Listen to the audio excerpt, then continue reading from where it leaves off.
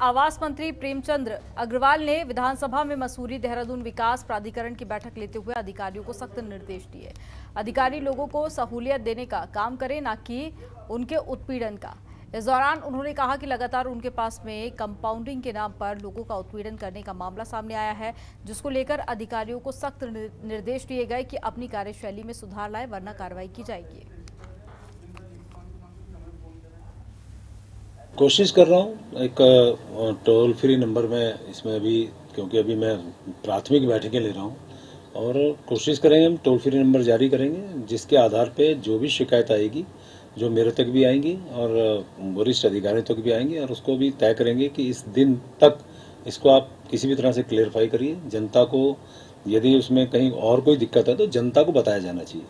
यानी कि समस्या यदि है तो समस्या का मतलब समस्या बढ़ाना नहीं है, समस्या का मतलब समस्या घटाना है। तो टोल फ्री नंबर जारी करने का प्रयास करेंगे हम लोग।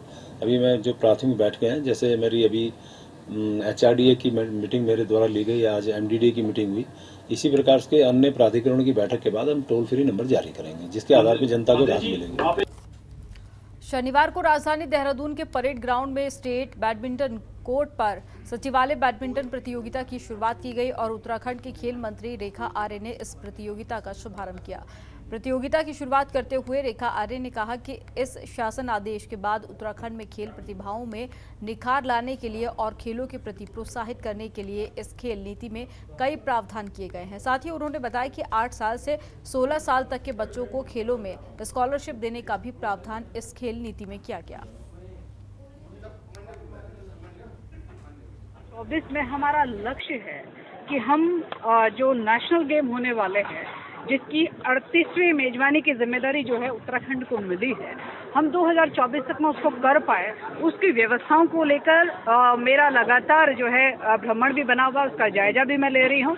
और निश्चित रूप से जो उसका बजट बना है, जो निर्माण क्षेत्र बना है, लगभग 500 करोड़ का बना है, उसको लेकर भी जो है हमारी कार्य योजना तैयार हो रही है कि भारत सरकार में केंद्रीय मंत्री जी हैं, उनसे भी मैं वार्ता करूंगी। इसके साथ साथ में माननीय मुख्यमंत्री जी भी उसके लिए प्रयासरत हैं। तो हम लगे हुए हैं उसके इंफ्रास्ट्रक्चर को डेवलप करने से लेकर और 2024 तक लक्ष्य पूरा करने से लेकर, तो मुझे उम्मीद है कि हम उसमें सफल होंगे। उत्तराखंड को तंबाकू मुक्त बनाने के लिए विशेष अभियान शुरू किया गया है। स्वास्थ्य मंत्री धन सिंह रावत ने इस अभियान की शुरुआत की है। बताया जा रहा है कि देहरादून से आओ गांव चले उत्तराखंड को तंबाकू मुक्त करें अभियान का शुभारंभ किया गया।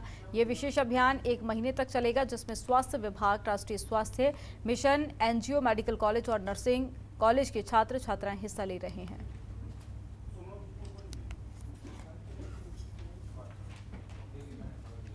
चमोली जिले में प्रशासन और पुलिस की ओर से 4 धाम यात्रा को लेकर बैठकों का दौर शुरू हो चुका है, जहां बद्रीनाथ हाईवे पर बने बोटलनेक यातायात को सुचारू रखना पुलिस के लिए एक बड़ी चुनौती साबित हो रहा है। इसी पर देखिए हमारी एक खास रिपोर्ट।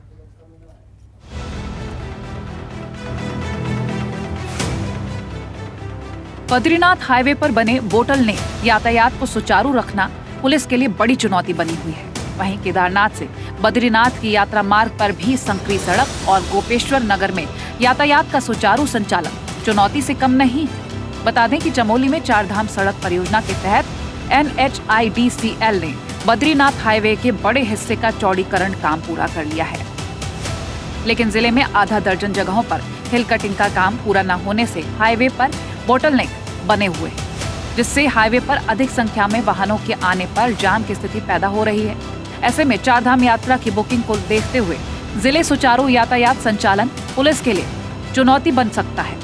और जो हमारा 110 किलोमीटर का लंबा मार्ग है गौचर से लेकर बद्रीनाथ धाम तक का, उसमें उसको हमने 5 जोन्स में डिवाइड किया है, जिसमें हमारी ट्रैफिक की ड्यूटीज और जो हमारी हाईवे पेट्रोल यूनिट्स हैं वो तैनात रहेंगी।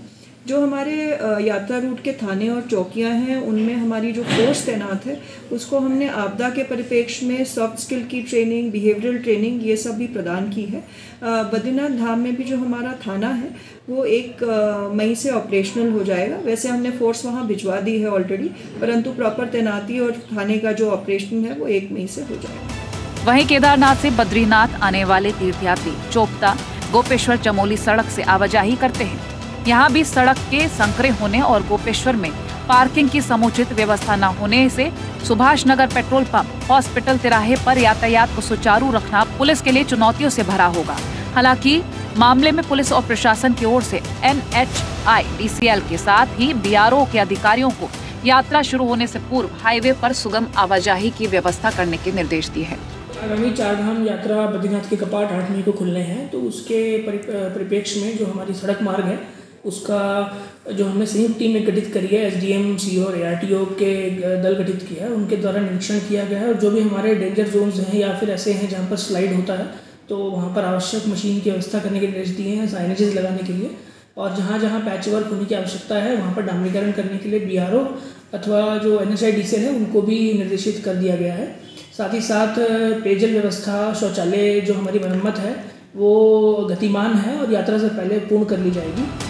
बद्रीनाथ हाईवे के बड़े हिस्से का NHIDCL की ओर से चौड़ीकरण कर लिया गया है, लेकिन अभी कई स्थानों पर हाईवे पर हिल कटिंग का काम न होने से पहले के जैसे मार्ग संकरा बना हुआ है। ब्यूरो रिपोर्ट, जनतंत्र टीवी।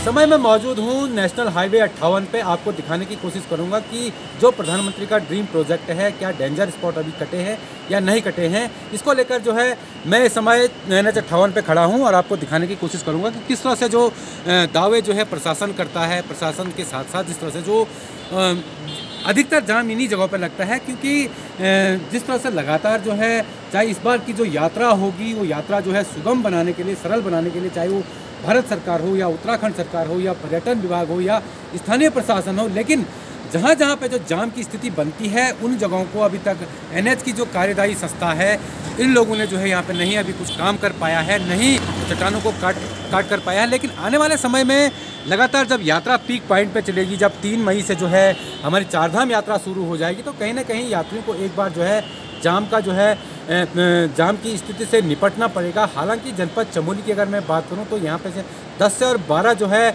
यहाँ पे जो है डेंजर जोन बने हुए हैं या भूस्खलन यहाँ पे हो सकता है। पुष्कर सिंह नेगी, जनतंत्र टीवी, चमोली। खबरों के निष्पक्ष विश्लेषण के लिए सब्सक्राइब करें Jantantra TV and press the bell icon. Never miss any update.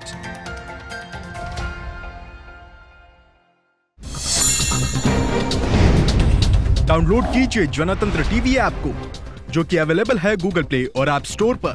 अधिक जानकारी के लिए अभी डाउनलोड करें।